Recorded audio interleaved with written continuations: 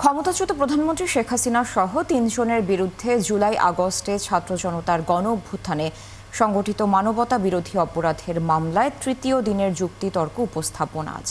বিচারপতি মোহাম্মদ গোলাম মর্তুজা মজুমদারের নেতৃত্বাধীন ৩ সদস্যের আন্তর্জাতিক অপরাধ ট্রাইব্যুনাল ১ এ প্রসিকিউশনের পক্ষে সোমবার দ্বিতীয় দিনে চিফ প্রসিকিউটর মোহাম্মদ তাজুল অপরাধের ভিডিও চিত্র উপস্থাপনের পাশাপাশি অপরাধের বিস্তৃতি তুলে ধরেন। ঐতিহাসিক এই মামলায় সাক্ষ্য দিয়েছেন গণ অভ্যুত্থানের অন্যতম প্রতীক শহীদ আবু সাঈদের বাবাসহ স্বজনহারা পরিবারের অনেকে। এছাড়া স্টার উইটনেস হিসেবে সাক্ষ্য দিয়েছেন জাতীয় নাগরিক পার্টির আহ্বায়ক ও জুলাই আন্দোলনে নেতৃত্ব দেয়া নাহিদ ইসলাম এবং দৈনিক আমার দেশ পত্রিকার সম্পাদক ডক্টর মাহমুদুর রহমান।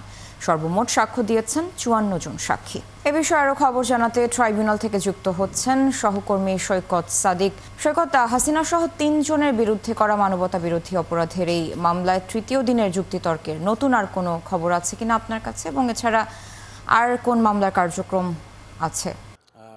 আপনি জানেন যে আন্তর্জাতিক অপরাধ ট্রাইব্যুনালে জুলাই অভ্যুত্থানের যে মানবতা বিরোধী অপরাধের মামলাটি, যেখানে ৩ জন আসামি ক্ষমতাচ্যুত প্রধানমন্ত্রী শেখ হাসিনা এবং তার সরকারের সাবেক স্বরাষ্ট্রমন্ত্রী আসাদুজ্জামান কামাল ও সাবেক আইজিপি চৌধুরী আবদুল্লাহ মামুন, এই ৩ আসামির বিরুদ্ধে মামলার কিন্তু একেবারে শেষ পর্যায়ের যে অভিযোগ গঠনের পর যুক্তিতর্ক উপস্থাপন সাক্ষ্য গ্রহণের শেষে তৃতীয় দিনের মতো আজকে এই যুক্তিতর্ক উপস্থাপন করা হবে। এবং এই মামলায় যে ৩ জন আসামিদের মধ্যে একজন আসামি যিনি গ্রেপ্তার আছেন, যিনি আসামি থেকে রাজসাক্ষী হয়েছেন, তাজুল রয়েছেন সাবেক আইজিপি চৌধুরী আবদুল্লাহ মামুন, এবং এই ৩ আসামিদের বিরুদ্ধে কিন্তু চিফ প্রসিকিউটর তাজুল ইসলাম এই যুক্তিতর্ক উপস্থাপন করেন। প্রত্যেক দিন বেলা 11:30টার পরে এই কার্যক্রম শুরু হয় এবং সরাসরি বাংলাদেশ টেলিভিশন ওই ফেসবুক পেজ রয়েছে যে প্রসিকিউশন, সেখানে সম্প্রচার করা হয়। আজকেও সেটা যথারীতি যথাসময় শুরু হবে এবং গতকালকে পর্যন্ত সাবমিশনে যে বিষয়গুলো তুলে ধরা হয়েছে, যে আওয়ামী লীগের বিগত 15 বছরের সরকারের যে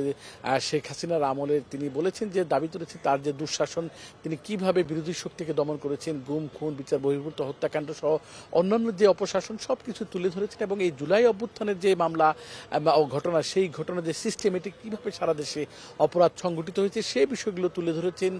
তিনি নানান ধরনের ভিডিও ফুটেজ দেখিয়েছেন, শেখ হাসিনার অডিও বার্তা দেখিয়েছেন।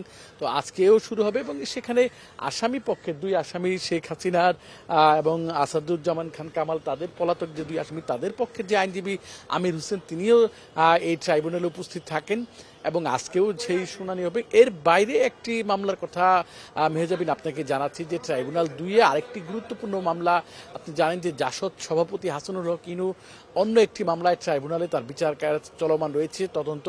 এর বাইরে কুষ্টিয়ার যে জুলাই অভ্যুত্থানের ঘটনায় যে মানবতা বিরোধী অপরাধ সংঘটিত হয়েছিল এবং সেখানে 6 জন যে মৃত্যু হয়েছিল, শহীদ হয়েছিল, সেই ঘটনায় যে মামলাটি দায়ের হচ্ছে, সেই মামলায় আজকে ট্রাইব্যুনাল 2-এ অভিযোগ গঠনের শুনানির উপর রয়েছে এবং এই মামলায় ইনুর উপরে অভিযোগ গঠন হবে কিনা সেই বিষয়ে আজকে বিচারপতি নজরুল ইসলাম চৌধুরীর নেতৃত্বাধীন ট্রাইব্যুনাল যে চেয়ারম্যান, উনি আজকে সেই আদেশ দেবেন ইনুর বিরুদ্ধে অভিযোগ গঠন হবে কিনা।